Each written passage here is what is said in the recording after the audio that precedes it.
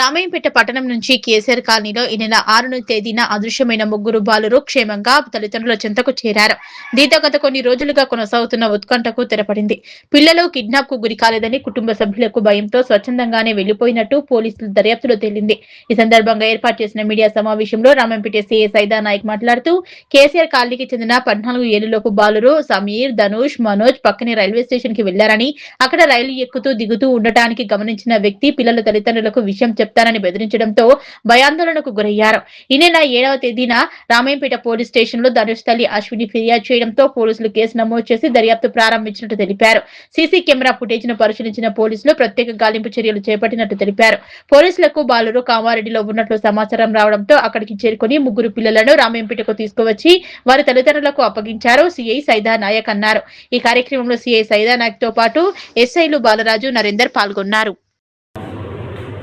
అందరికీ నమస్కారం. మా దగ్గర 6వ తారీఖు నైట్ సుమారుగా 9:30 సమయంలో కేసీఆర్ నగర్ కాలనీ రామాయణపేటకు సంబంధించిన ముగ్గురు అబ్బాయిలు తప్పిపోయారన్న సమాచారం మాకు 7వ తారీఖు మార్నింగ్ తెలిసింది. దీంట్లో ధనుష్ అనే అబ్బాయి వాళ్ళ మదర్ అయినటువంటి అశ్విని గారు ఫిర్యాదు ఇచ్చారు. ఆ ఫిర్యాదు మేరకు ఈ ముగ్గురు అబ్బాయిలు ధనుష్, మనోజ్ అండ్ సమీర్ అని చెప్పేసి ముగ్గురు కూడా కేసీఆర్ నగర్ కాలనీలో ఉంటారు.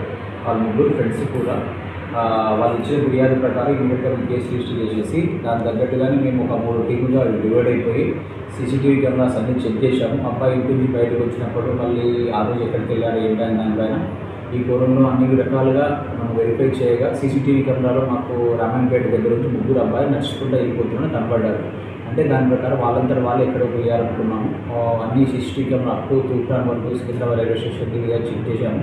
అందులో భాగంగా ఈరోజు మిడ్నైట్ టైంలో 12:30 ఆ టైంలో కామారెడ్డి దగ్గర వాళ్ళు ఉన్నారని తెలిసి మేము ఇక్కడ తీసుకొని వచ్చేసి వాళ్ళ పేరెంట్స్ హ్యాండ్ చేశాము.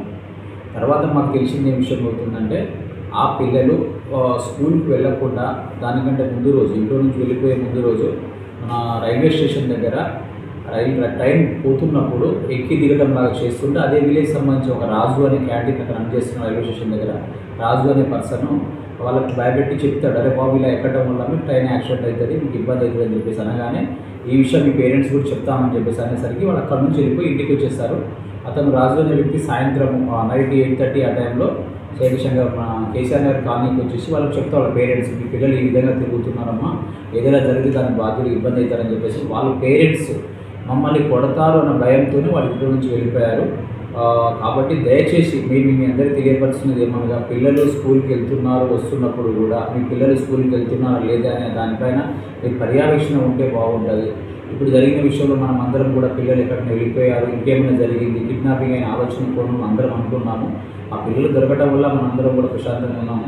కాబట్టి వాళ్ళ పేరెంట్స్కు మరియు ఇతర పిల్లల పేరెంట్స్ కూడా తెలియపరుస్తుంది ఏమనుకుంటాం, దయచేసి మీరందరూ కూడా మీ పిల్లల పైన పర్యవేక్షణ లేకపోతే ఇటువంటి విషయాలు జరుగుతాయి.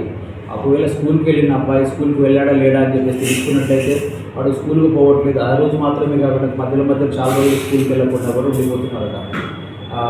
కాబట్టి దయచేసి మీ అందరికీ మా పోలీసు వారి విజ్ఞప్తి, ప్రతి ఒక్కరూ కూడా తమ యొక్క పిల్లల పైన ప్రత్యేక శ్రద్ధ వహించండి. అంటే వాళ్ళు స్కూల్కి పోయిన అబ్బాయి కావచ్చు, అమ్మాయి కావచ్చు, కాలేజీకి పోయిన అబ్బాయి కావచ్చు, అమ్మాయి కావచ్చు, టయానికి ఇంటికి వస్తున్నారు రావట్లేదా, వచ్చిన తర్వాత ఏం చేస్తున్నారు, ఎడిపోతున్నారు అనే ఆలోచన మీరు ఉన్నట్లయితే ఆ పిల్లల భవిష్యత్తు బాగుంటుంది అని మీ అందరికీ ఎన్నోసార్లు చెప్పాము. మరి ఇంకొకసారి రిక్వెస్ట్ చేసి దయచేసి చెప్తున్నాను, మీరందరూ ఉండవలసి కోరుచున్నాను. Thank you very much.